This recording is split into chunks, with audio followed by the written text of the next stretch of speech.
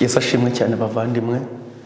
Reka dushime Imana iduhaye umugisha n'uburyo bwo kongera kwiga ijambo ry'Imana muri uyu mwanya. Izina ry'Imana yacu rihabwa icyubahiro. Tugiye kwiga ijambo ry'Imana rero, mbere yuko dutangira reka twicishe bugufi maze dusenge. Data wa twese uri mu ijuru, izina ryawe rihabwa icyubahiro.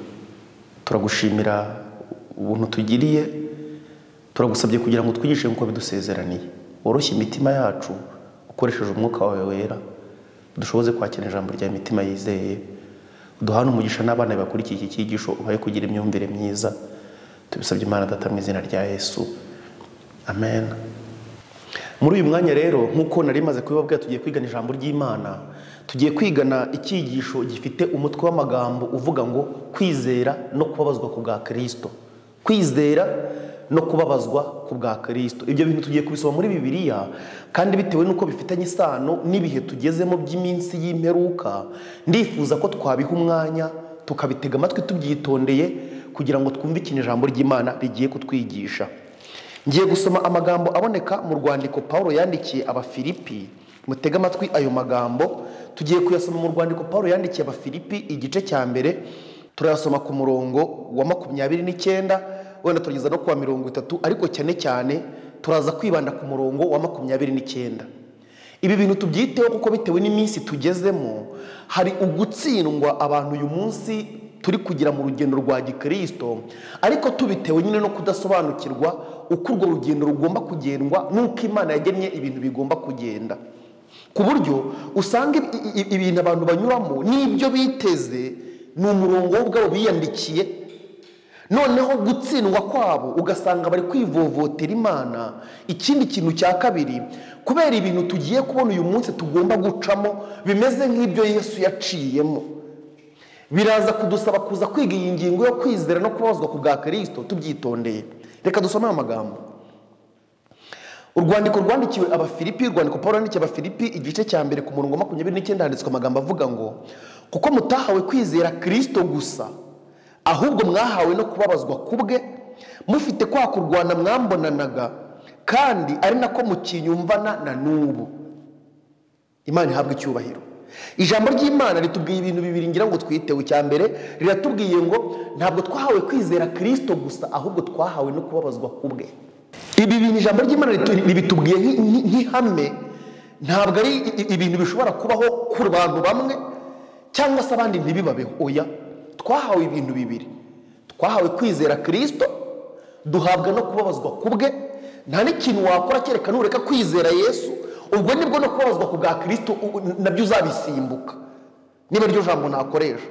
Ariko mwitondere iri jambo, ntugire ngo nureka kwizera Yesu wenda ukajya mu ruhande rwa Satani, ntugire ngo uzagubwa neza.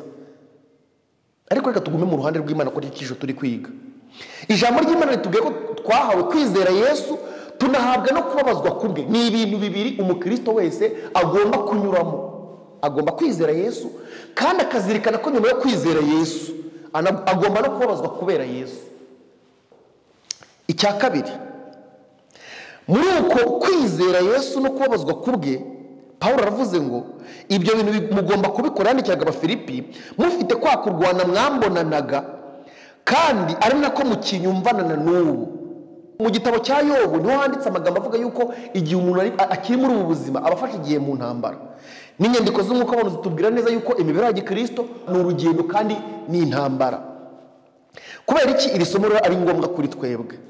Ngiye kubasomera amagambo batubwiye ku byabaye kuri Yesu, na Yesu yivugiye ubwe muri Yohana igice cya 16 umurongo wa 31 niho turi buhere.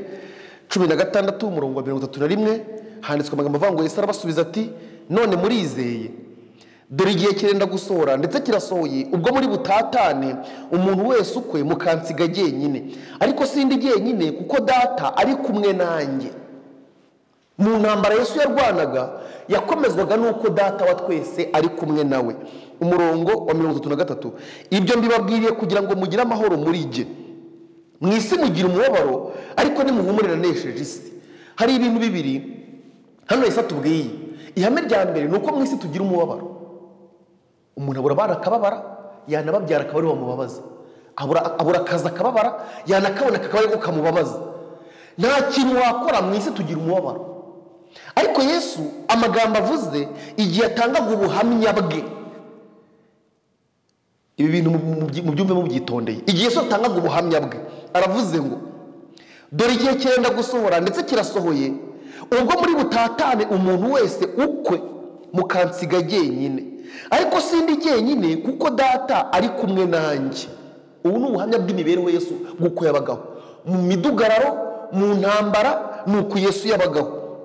Aravuga ngo ibyo mbibabwiriye kugira ngo mugire amahoro muri jye, kuko Yesu yari afite amahoro muri se, muri data wa twese. Natwe tugomba kugira amahoro muri Kristo. Kubera izihe mpamvu? Nkuko tugiye kubireba, aya mahoro niyo yatumye Yesu anesha ibyo yanyuragamo. Aya mahoro abwiye abigishwa be niyo yamushoroje kunyura mu byo yanyuzemo atuje. Aya magambo ngiye kuyabasomera. Mu isi mugira umubabaro, ariko nimuhumure nanesheje isi. Umuntu udafite bene aya mahoro nta kintu cyatuma atagira umubabaro mu isi. Umuntu udafite amahoro Yesu avuze nta kintu kizamubuza kubabara. Kubera izihe mpamvu?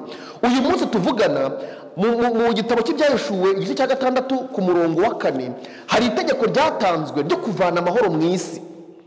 Nubwo ryavuzwe ikimenyetso cya kabiri kimenwa, ariko murabizi mu buhanuzi bwa Bibiliya hari ingingo zivugwa ku buhanuzi bwasohoye mu gihe kimwe, ariko zikaba ari ukuri no mu bindi bihe by'ubuhanuzi buzaza. Nabaha urugero nk'Amata igice cya 24 gihavugwa ku byikurimbuka kwa Yerusalemu. Ibyavuzwe kurimbuka kwa Yerusalemu ni ukuri no mu gihe cyo kurimbuka kw'isi mu gihe cy'imperuka. Ibyo murabizi. Ibintu byabayeho mu gihe mu kurimbuka kwa Sodomu ni Gomora, mu gihe cyo kurimbuka kwa Nowa, Yesu yongeye kubivuga muri Luka 24 avuga ko ibyo bintu n'ubundi nabyo ari ukuri mu gihe cy'imperuka. Niyo mpamvu n'iri hame ryo mu Byahishuwe igice cya 6 ku murongo wa 4 tugiye kurireba iri somo nk'iri tureba. Handitswe amagambo avuga ngo nuko haza indi farashi itukura cyane, uyicayeho ahabwa gukura amahoro mu isi ngo bicane, kandi ahabwa inkota ndende.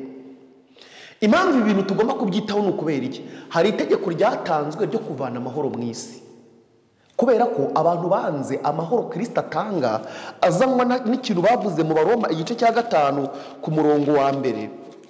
Mbere yuko mbasomera amagambo nifuza nyirizina agiye kutwinjiza mu cyigisho, aboneka mu Baroma igice cya 5 ku murongo wa 1 avuga ngo nuko rero twatsindishirizwe no kwizera dufite amahoro ku Mana kubw'umwami wacu Yesu Kristo, wadushyikirije ubu buntu dushikamyemo kubwo kwizera, ngo tubone uko twishimira ibyiringiro byo kuzabona ubwiza bw'Imana. Mwibuke isomo twahereyeho, twahawe ibintu bibiri: kwizera Kristo no kubabazwa kubwe. None na Paulo agiye yandikira Abaroma atubwiye neza yuko iyo umuntu yatsindishirijwe hari amahoro Imana ishyira mu mutima we. Ariko amahoro Imana ishyira mu mutima ntabwo ari amarangamutima yuko umuntu yiyumva, ahubwo baratubwiye ngo ni amahoro akomoka ku gutsindishirizwa. Kubera ko uyu muntu iyo amaze kwakira aya mahoro, iyo amaze gutsindishirizwa akakira aya mahoro, ni amahoro aba agiye kugirira mu ntambara, hagati mu ntambara. Reka mbisome. Nuko rero twatsindishijwe no kwizera dufite amahoro ku Mana kubw'umwami wacu Yesu Kristo, wadushyikirije ubuntu dushikamyemo kubwo kwizera, ngo tubone uko twishimira ibyiringiro byo kuzabona ubwiza bw'Imana. Ariko si ibyo byonyine, ahubwo twishimira no mu makuba yacu. Ndashaka kugenda garuka kuri aya magambo, kuko ibi bintu ndi gusoma aha nicyo nyirizina nifuza ko twumva muri iki cyigisho. Turiho mu minsi y'imperuka, aho ibitubabaza ari byo byiyongera, ahubwo ibyatunezezaga biri gushira, biri kuvaho.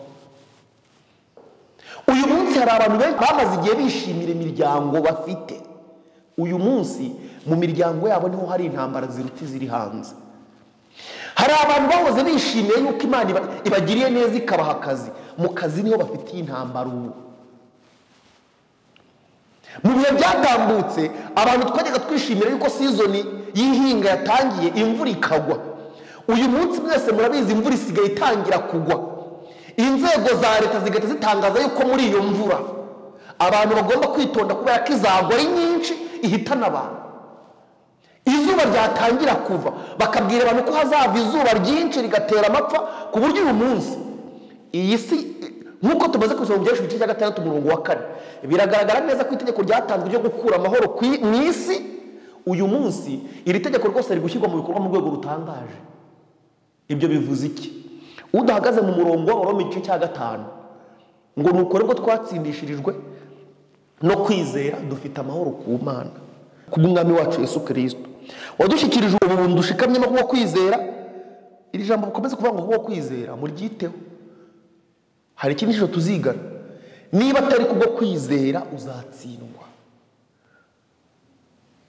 Niba atari kubwo kwizera, kandi kwizera si imyumvire y'umuntu n'ibyo yiyumvamo. Kwizera guheshwa no kumva kukazanwa n'ijambo rya Kristo. Niba nta jambo ry'Imana wifitemo, nta no kwizera kuri muri wowe.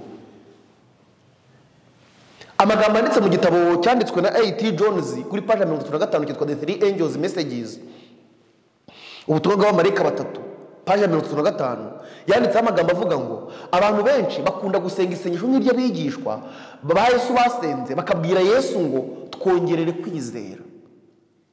Nyamara ngo bari bakwiriye kuzirikana iki kintu. Abaroma 10:17, dore kwizera guheshwa no kumva kukaza mu ijambo rya Kristo. Aravuga ngo ibyo bisobanuye iki? Ngo ibyo bisobanuye yuko kwiyongera ko kwizera nta kindi bivuze, bisobanuye kwizera kw'ijambo ry'Imana muri twe. Uko turi bwiza muri twe niko kwizera kugwira muri twe. Kuko kwizera guheshwa no kumva kukaza mu ijambo rya Kristo. Ahantu hatari ijambo ry'Imana nta kwizera guhari. Nta kwizera guhari. Niba ari ibyo wiyumvamo, niba ari amarangamutima yo kunumvisa ibintu ukagira uko bitwara, ntabwo ari ukwizera. Niba ufite ukuntu wizeye bitewe na morale baguteye n'amagambo uyu munsi basigaye bita ngo ni motivational quotes, basigaye abantu basigaye bakunda n'abigisha bavuga bene ayo magambo ngo kubatera morale, uko si ukwizera. Si ukwizera. Niba ijambo ry'Imana, niba amasezerano yo muri iki gitabo Bibiliya atari wishingikirijeho, ibyo bintu ni amarangamutima n'ibyiyumvo byawe, si ukwizera. Reka dusome aya magambo. Nuko rero twatsindishirijwe no kwizera dufite amahoro ku Mana kubw'Umwami wacu Yesu Kristo wadushyikirije ubuntu dushikamyemo kubwo kwizera, ngo tubone uko twishimira ibyiringiro byo kuzabona ubwiza bw'Imana. Ariko si ibyo byonyine, ahubwo twishimira no mu makuba yacu, kuko tuzi yuko amakuba atera kwihangana, kandi kwihangana kugatera kunesha ibitugerageza, uko kunesha kugatera ibyiringiro. Bene ibyo byiringiro ntibikoze isoni, kuko urukundo rw'Imana rwasabye mu mitima yacu kubw'Umwuka Wera twahawe. Imana ihabwa icyubahiro. Niba mwumvise no somo dusomye mu gitabo mu rwandiko rwandikiwe Abaroma mu gice cya 5, nabo bakomatanyije kwizera Yesu, banagukomatanya no kubabazwa cyangwa se no guca mu ntambara n'amakuba kubw'uko kwizera. Ibyo bintu bibiri twahereyeho mu kigisho cyitwa kwizera no kubabazwa kubwa Kristo, no mu Baroma igice cya 5 ibi bintu barabifatanyije. Baratubwiye ngo icya mbere, hari amahoro twakiriye Imana yashyize mu mitima yacu nk'ihame, atari amarangamutima. Aya mahoro ni ihame, si amarangamutima y'ibyo umuntu yiyumvamo. Kandi iryo hame ry'amahoro Imana irishyira mu mutima w'umuntu iyo imaze kumubabarira ibyaha bye, kugira ngo twisuzume turebe ukuntu amahoro abantu benshi bavuga atari byo bafite.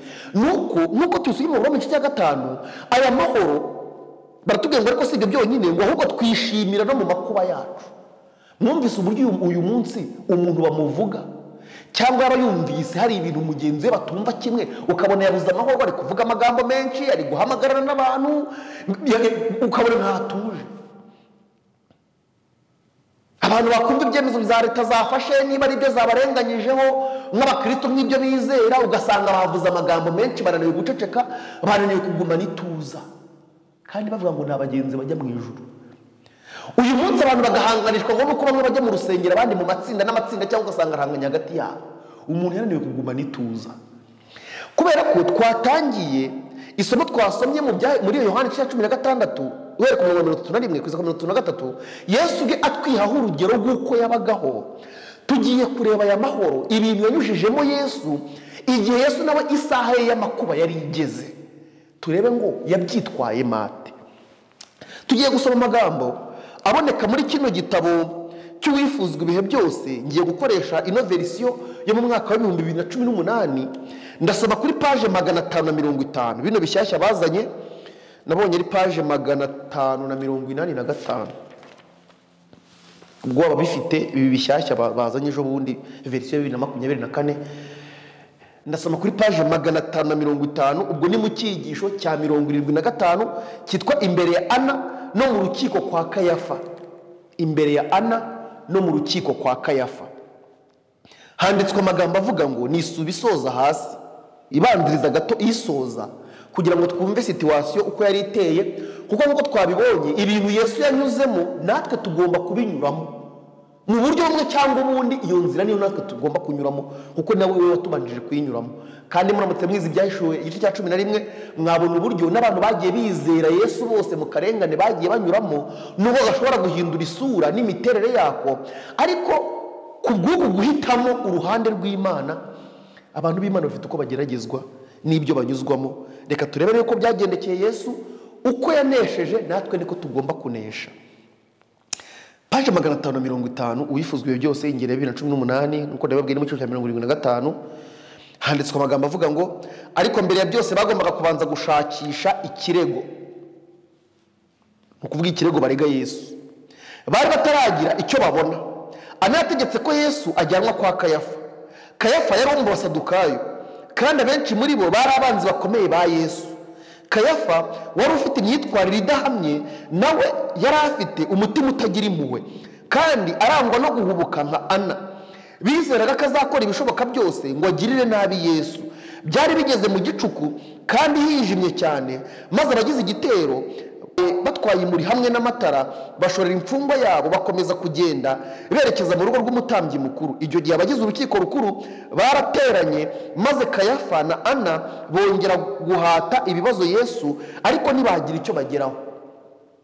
Nshatse kugira ngo twumve sene yuko byari biteye mu gihe Yesu yafatwaga agiye gucirwa urubanza no kubambwa ngo yicwe.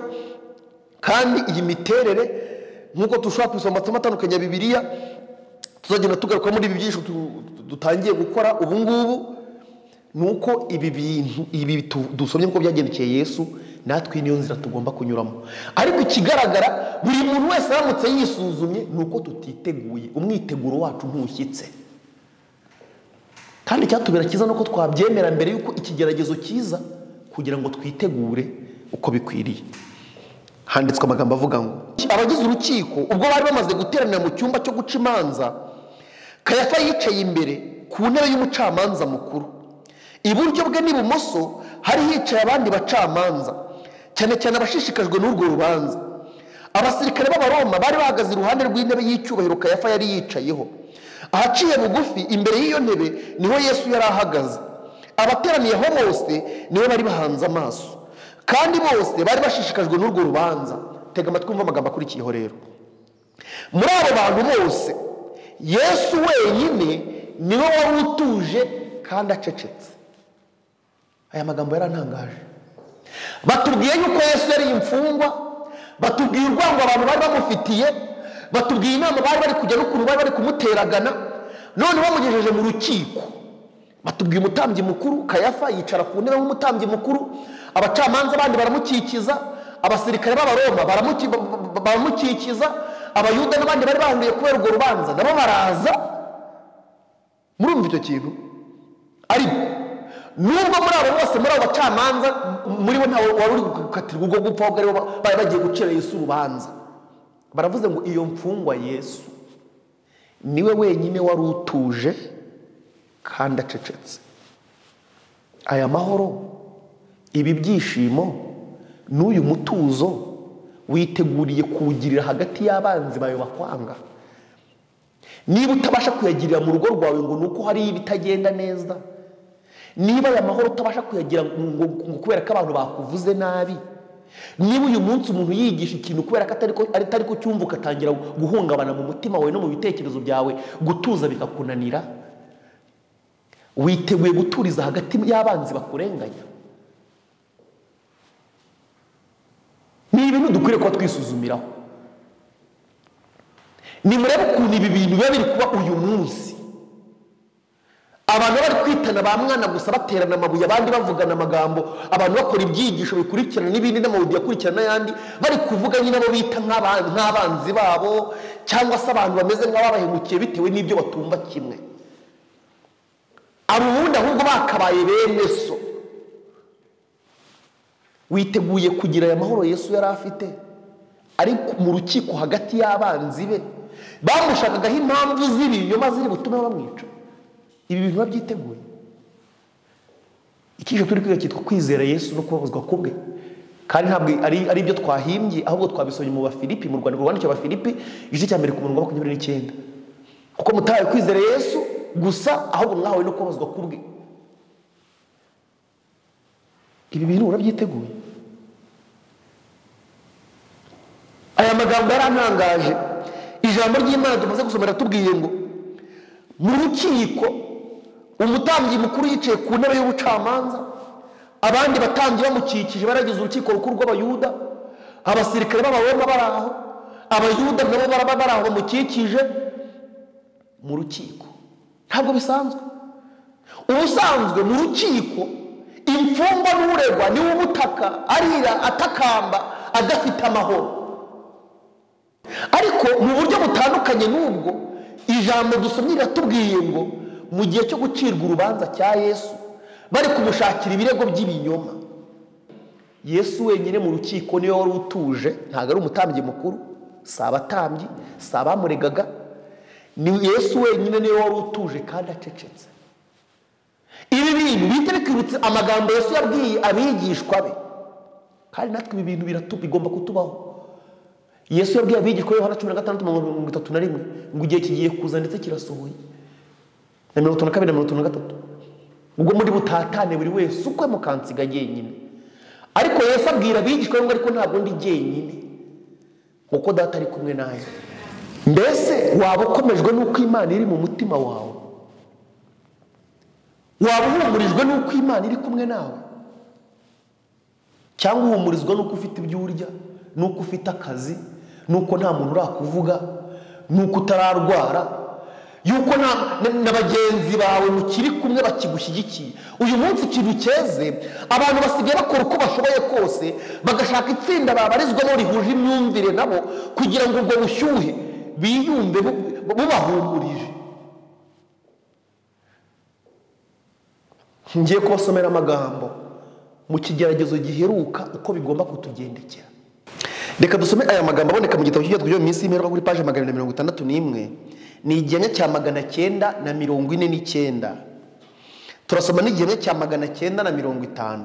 Handitswe amagambo avuga ngo muri icyo gihe ubwoko bw'Imana ntibuzaba buri ahantu hamwe gusa, bazaba banyanyagiye bari mu matsinda atandukanye mu bice byose by'isi, kandi bazageragezwa buri wese ku giti cye, si mu matsinda. Sinzi niba aya magambo muri kuyumva neza. Niyo mpamvu ntabwo ugomba kugira amahoro uyatewe n'uko abantu bakwemera cyangwa bari kugushima.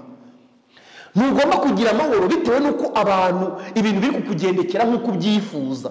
Nk'uko twabibonye mu Baroma 5 uhere ku murongo wa mbere, aya mahoro Yesu yari afite ni ihame Imana ishyira mu bugingo mu mutima w'umuntu kuko kubabarirwa ibyaha bye. Aya mahoro rimwe na rimwe abantu bajya bavuga ngo ni ikibazo cy'uko umuntu yababariwe, ntabwo ari cyo kimenyetso. Ni ihame Imana iba yashyize mu bugingo bwe, ntabwo ari amarangamutima. Ntabwo ari amarangamutima, si ibyo umuntu yiyumvamo. Aya ni ya mahoro n'ituze umuntu agumana ari mu bigeragezo n'imidugararo nk'uko byagendekeye Yesu. Ndaje mbasome n'andi magambo mu gitabo cy'ubutumwa ku basore kugira ngo ibyo bintu mubyumve n'ubusobanuro ibyanditswe biri bwitangire. Reka mwumve rero. Batubwiye amagambo avuga ngo muri icyo gihe ubwoko bw'Imana ntibuzaba buri ahantu hamwe gusa, bazaba banyanyagiye bari mu matsinda atandukanye mu bice byose by'isi, kandi bazageragezwa buri wese ku giti cye, si mu matsinda. Ariko uyu munsi hari abantu nzi niba itsinda barizwamo rivuga yuko ngo ibintu byo kugenda abana ku ishuri byahagaze, ariko akaba akibyemera, ntabwo yumva afite amahoro n'umudendezo wo kubyatura ngo ababwire ko ariko abyemera, ahubwo nawe akomeza kuryaryana nabo, agaca ruhinga nyuma abana bakabohereza nko kwa nyirasenge cyangwa mu wundi muryango bakabamujyanira ku ishuri ngo akomezanye n'itsinda.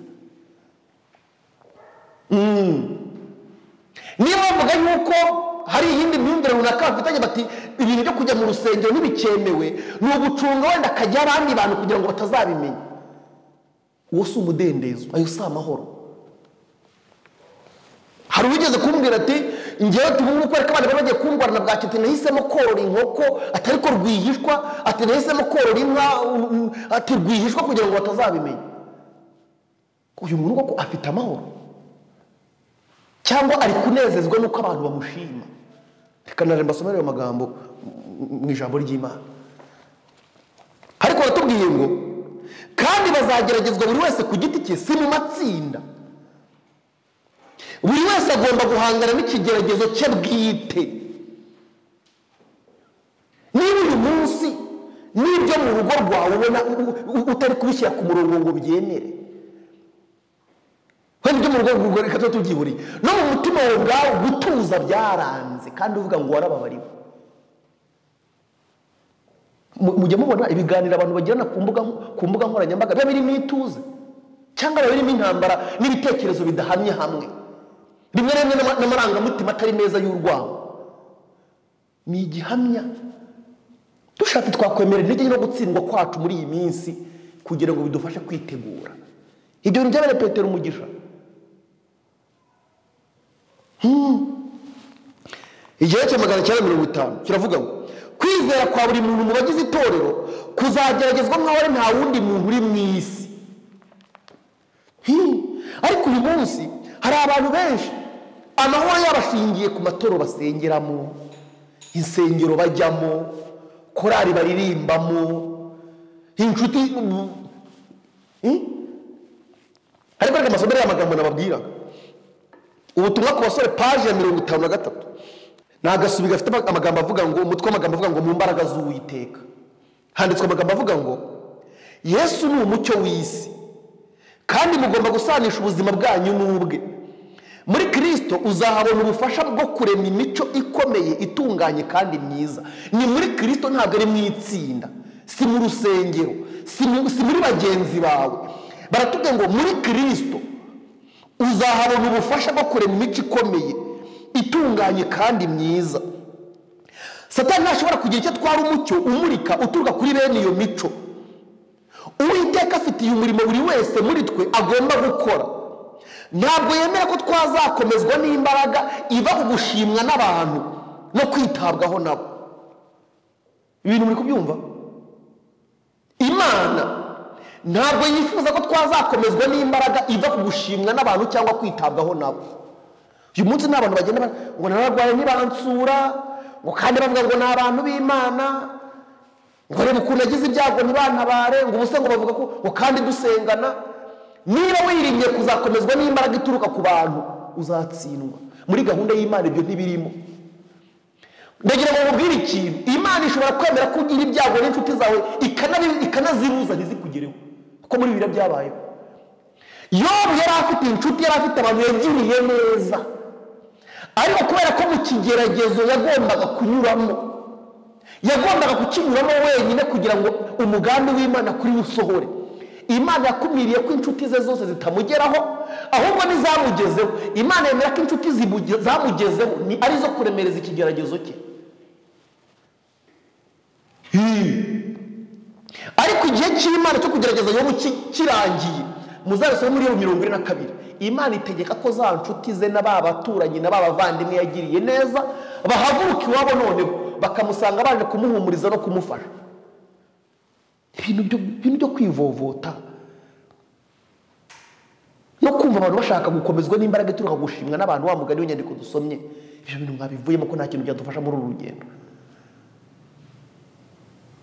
Hari ibyo tunyuramo, mugomba kumenya ko ari umugabane w'iby'Imana yaduteguriye kugira ngo itugeze ku rugero yifuza ko tugeraho, cyangwa twabyanga tukarimbuka. Inyandiko yatubwiye ngo Uwiteka afitiye umurimo buri wese muri twe agomba gukora. Ntabwo yemera ko twazakomezwa n'imbaraga iva ku gushimwa n'abantu no kwitabwaho nabo, ahubwo ashaka ko umuntu wese azahagarara mu mbaraga z'Uwiteka. Imana ihabwe icyubahiro. Uwiteka ashaka ko buri wese agomba guhagarara mu mbaraga z'Uwiteka. Hari amagambo nifuza gusoma muri icyo gitabo cy'Abahirwa ni bande. Ni amagambo ashingiye muri Matayo. Muri Matayo igice cya 5 ku murongo wa 5 ahanditse amagambo avuga ngo hahirwa abagwaneza kuko aribo bazahabwa isi. bajya kutubwira ikintu gikomeye cyane kuri Yesu. Hari umugisha nagize nawugiriye kuri Bibiliya n'igitabo cy'uwifuzwa ibihe byose.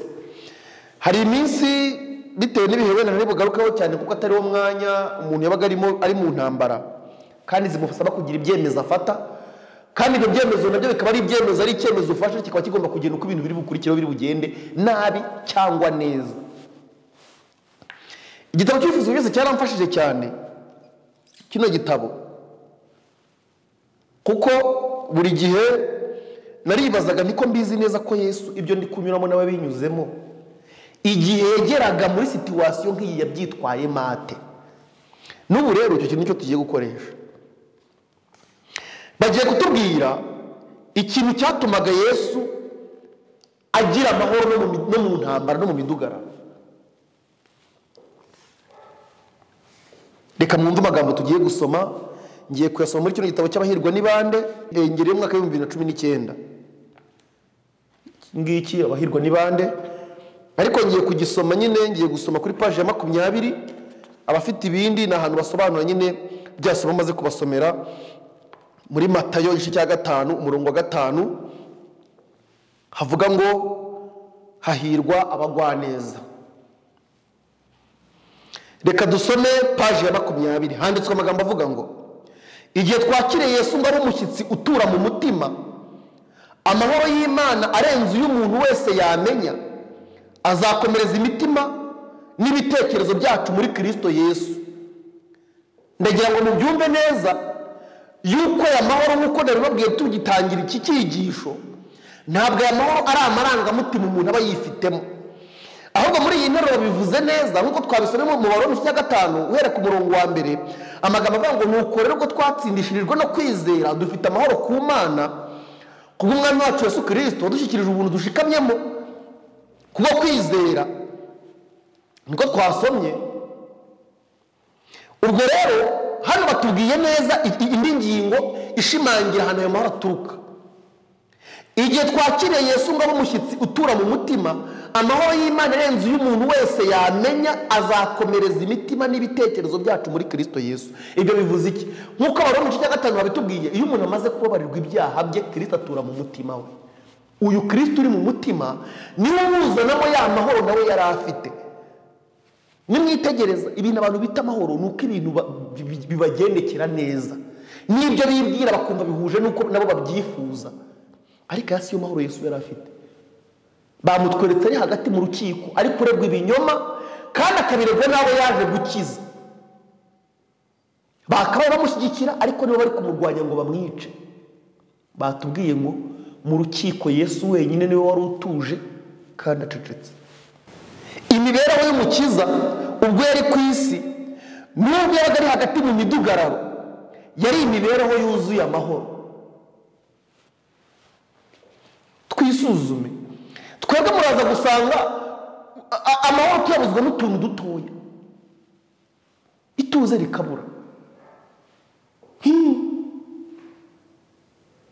Niyo mibereho abantu bari kugaragaza abantu b'Imana muri iyi minsi, mu rugo, mu kazi, mu bavandimwe, muvuga ko mwiza kimwe ngo uko mutumvisha ibintu kimwe. Ubwo yari ku isi nubwo yabaga ari hagati mu midugararo, yari imibereho yuzuye amahoro.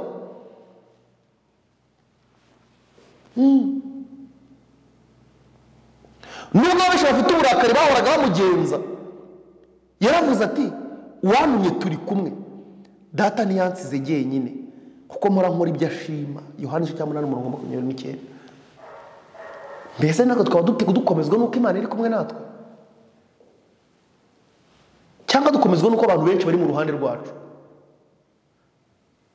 Uziko abantu wenda bamwe bagiye babaca mu matorero, abandi bakumva bene se niba bumva kimwe bagatangira kubavuma no kubateguraho ibyigisho no kugira gute, ituze rikabura. Nibyo ushobora gutegura icyigisho uri kubaburira, ariko mu mwuka w'urukundo n'ubugwaneza ntabwo bikubuza gucyaha, kuko na Yesu yarabikoraga yaracyahaga.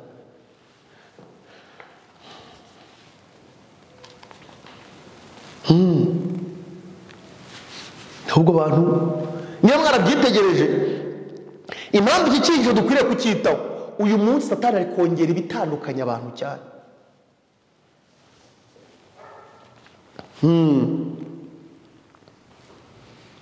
nta muraba w'uburakari bw'umuntu cyangwa ubwa Satani washoboraga guhungabanya amahoro y'uko gushyikirana n'Imana kutagira amakemwa.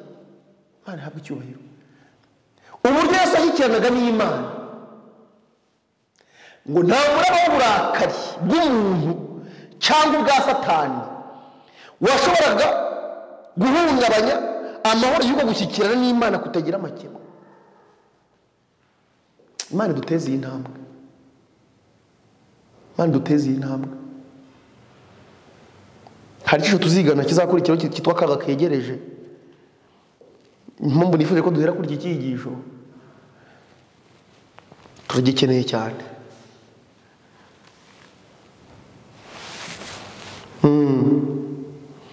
Nta muraba w'uburakari bw'umuntu cyangwa ubwa Satani ushobora guhungabanya amahoro y'uko gushyikirana n'Imana kutagira amakemwa.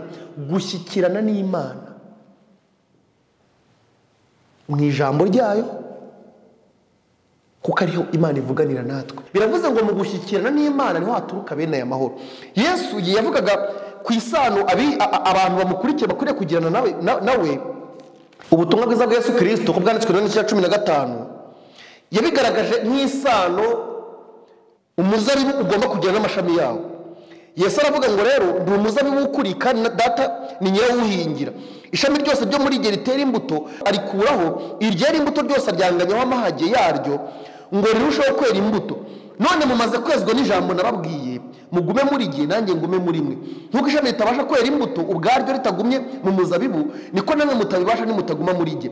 Ni jye muzabibu namwe muri amashami. Uguma muri rye nanjye nkaguma muri we, uwo niwe wera imbuto nyinshi, kuko ntacyo mubasha gukora mutamfite. Umuntu utaguma muri rye ajugunywa hanze nk'ishami ryumye, maze bakayateranya bakayajugunya mu muriro agashya. Nimuguma muri rye amagambo yanjye akaguma muri mwe, musabe icyo mushaka cyose muzagihabwa. Ibyo niyo yubahisha data, ni uko mwera imbuto nyinshi mukaba bigishwa banjye. Iyi sano ishami n'umuzabibu biba bifitanye, kubera ko iyo ishami yifashe ku muzabibu, ibitunga umuzabibu ni nabyo bitunga ishami. Ni iyi miterere y'isano n'umushyikirano Yesu yifuza ko twagirana nawe.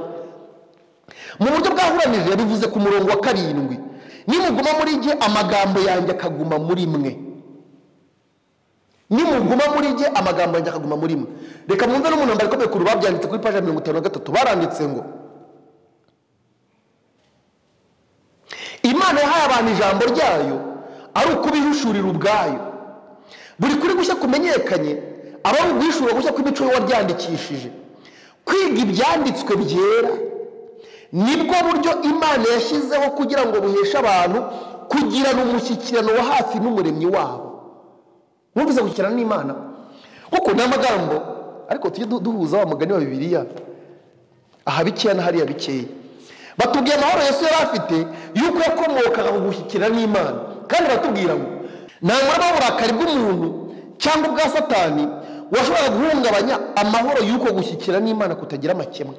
None hano turasomye ngo Imana yahaye abantu ijambo ryayo ari ukubihishurira ubwayo. Buri kuri gushya kumenyekanye aba ari uguhishurwa gushya kw'imico waryandikishije. Kwiga ibyanditswe byera nibwo buryo Imana yashyizeho, mu byumve, kwiga ibyanditswe byera nibwo buryo Imana yashyizeho kugira ngo buheshe abantu kugirana umushyikirano wa hafi n'umuremyi wabo, kandi mubaheshe gusobanukirwa n'ubushake bwe. Nibwo buryo umuntu n'Imana bavuganiramo. Ushyikirana n'Imana ute? Waba ugirana umushyikirano n'Imana?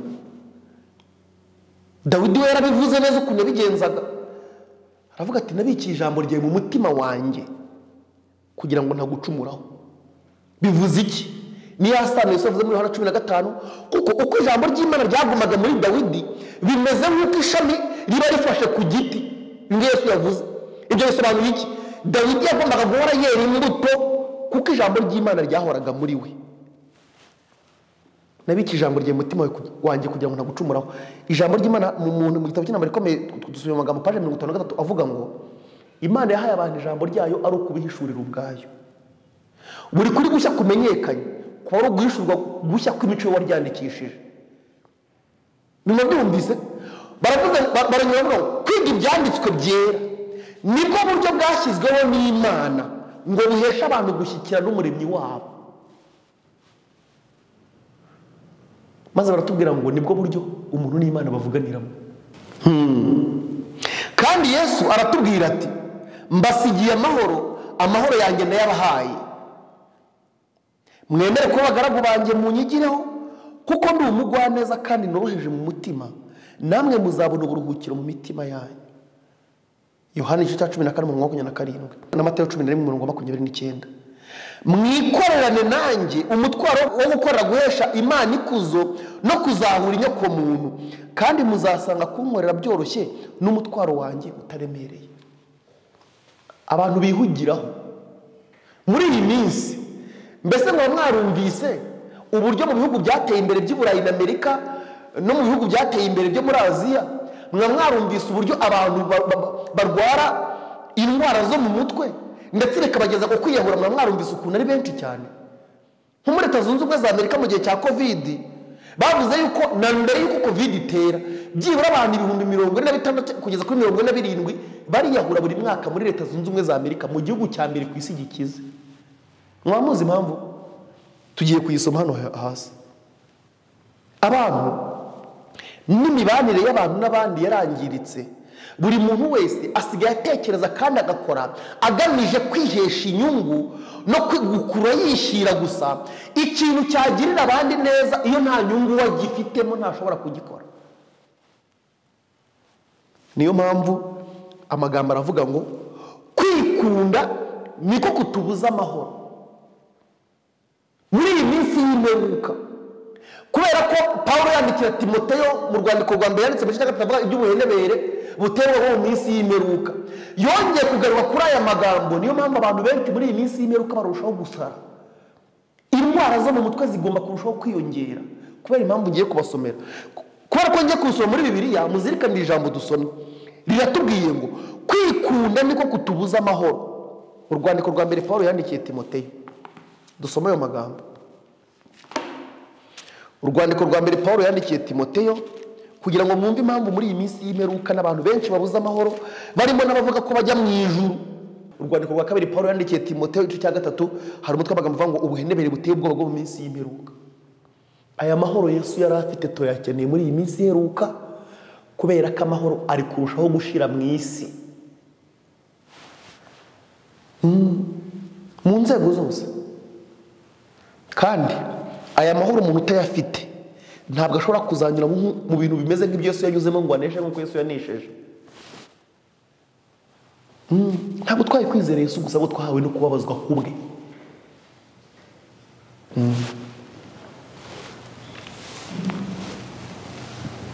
Handitswe ngo urwandiko rwa kabiri Pawulo yandikiye Timoteyo igice cya 3 umurongo wa mbere, hano twamagambo avuga ngo ubuhenebere buterwa mu minsi y'imperuka. Mutega amatwi mwumve ahantu ibi bintu bikomoka.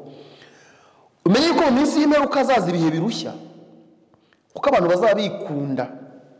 Uku kurushya kw'ibihe byo mu minsi y'imperuka gukomoka cyane cyane ku kwikunda kw'abantu. Bakunda impiya, birarira, bibona, batukana, batumvira ababyeyi babo, indashima, batarabera, badakunda n'ababo, batuzura, babeshyerana, batirinda, bagira urugomo, badakunda ibyiza, bagambana, ibyigenge, bikakaza, bakunda ibanezeza aho gukunda Imana, bafite ishusho yo kwera ariko bahakana imbaraga zabo. Abameze batyo ujye ubatera umugongo. Aya magambo dusomye atugaragariza imiterere y'abantu mu minsi y'imperuka ni amagambo ababaje, kuko niko kuri dusohoyemo. Kandi muri gahunda y'Imana ubundi umuntu agomba koroherezwa umutwaro na mugenzi we wamuteze amatwi kandi akumva yifuza kumufasha nk'umuvandimwe we muri Kristo. Ibyo bintu ni kimwe mu bintu byoroshya umutwaro w'abantu, ariko mu minsi y'imperuka kwikunda kuri kurushaho kwiyongera. Ubufasha Yesu yanabwifuzaga kubigishwa be ko nawe bamuba hafi mu gihe cy'isaha ikomeye, ariko ntabwo yigeze abona ubufasha bakomotseho. Niba utari kumwe n'Imana nk'uko Yesu yabanaga na se, ngo Yesu abatuye muri wowe binyuze mu kwiga ijambo rye buri munsi, uzatsindwa. Reka dukomeze amagambo nayo tugiye gusorezaho. Kwikunda niko kutubuza amahoro. Igihe nari gikiriho hakurikiraho guhora twiteguye kuyirinda icyayikoze isoni n'icyayivuga nabi.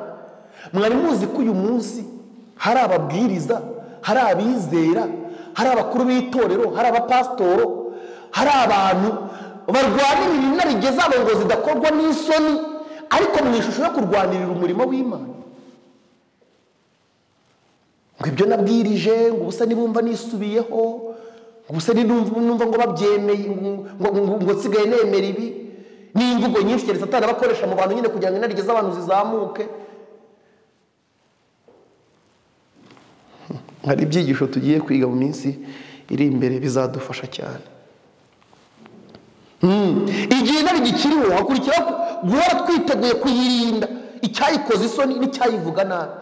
Umuntu akumva ibyabwirijwe n'ukuri kw'ibyanditswe byera, akumva ni ijambo ry'Imana, ariko akareba igihe amaze yizera ibintu runaka, akareba igihe amaze yarabibwirije. Bavandimwe, kuba ndi umubwiriza nkemera ko ibintu nabwirije byari bifite ikibazo, ntabwo ibyo bintu binkoze isoni.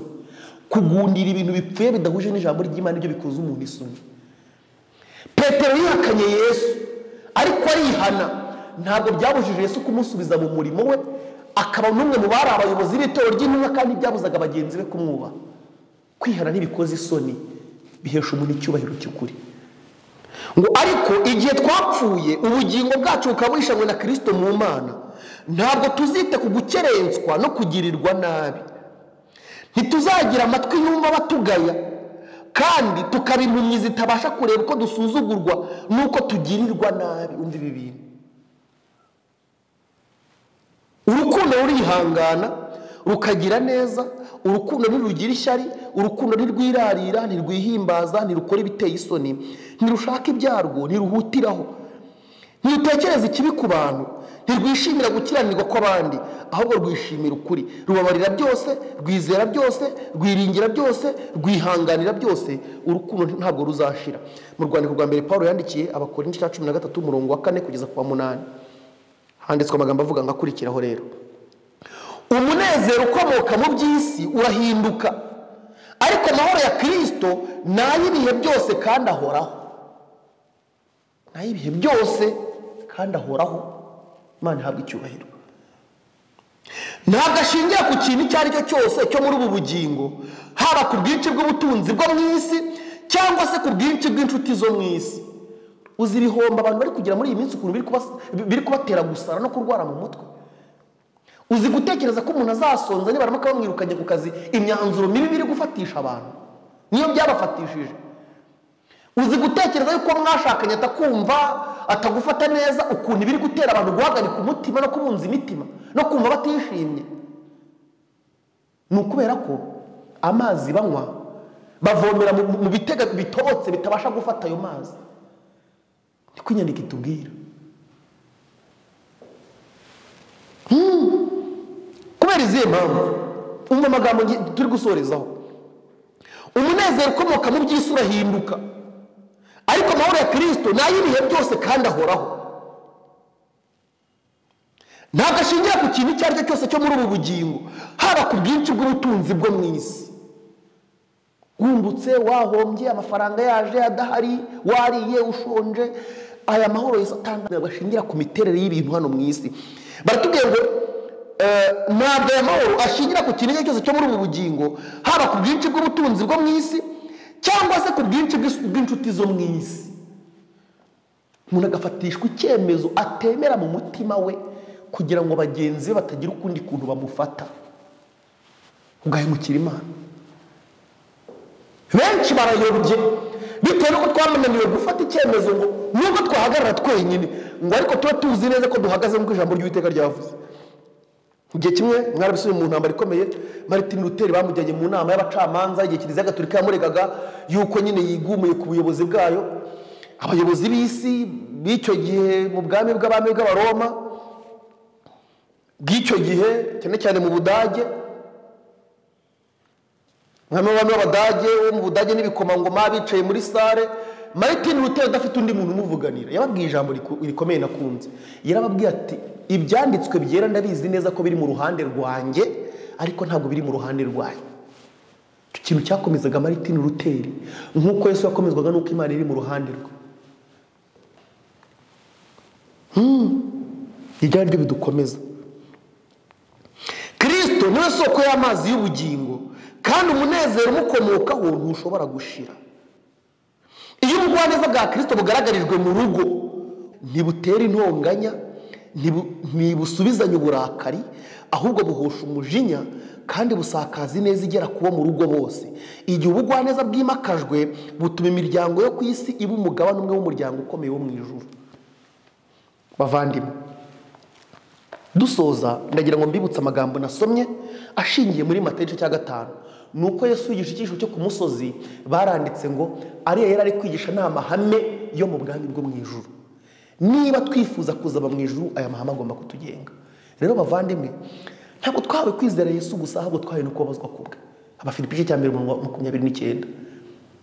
Niyo mpamvu mu rugamba tunyuramo no mu ntambara ikomeye turindiriye imbere mu kaga kadutegereje, tugomba kuba ibyaha byacu twarabibabariwe, dufite amahoro mu mitima yacu nk'ihame Imana yashyizemo kubw'ibyaha byacu byababariwe, atari kubw'amarangamutima twiyumvamo, atari uko byatewe n'uko abantu badufashe cyangwa n'uko batwumva.